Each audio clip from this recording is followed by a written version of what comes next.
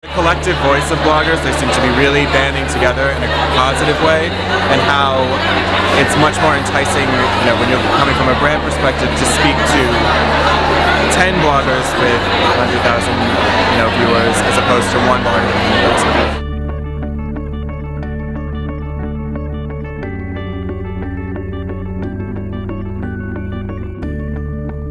How bloggers have a responsibility to also, nurture their own blog, to learn more about the industry, and also just to be smart, responsible, professional players. It's really nice to hear the perspective of people on the other side of the industry, and also people within my industry that I don't get to talk to regularly.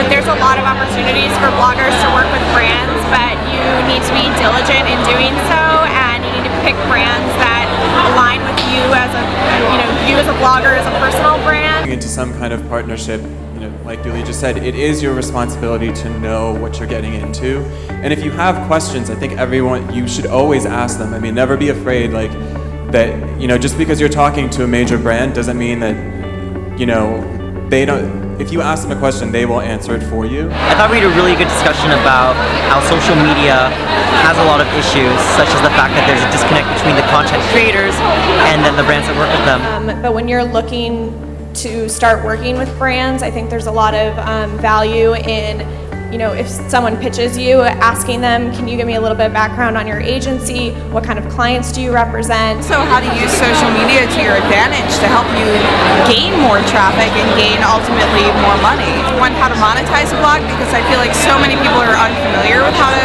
monetize in general, especially on a smaller scale. For the bloggers themselves to educate and kind of define their business standards and get more business savvy. I think the brands who want to be loyal brands and be loyal to you, the bloggers, and the people who are the super influencers in the marketplace. Use for the brands that you truly believe in, whether you're going to do it with advertising, whether you're going to do it in a personal style post.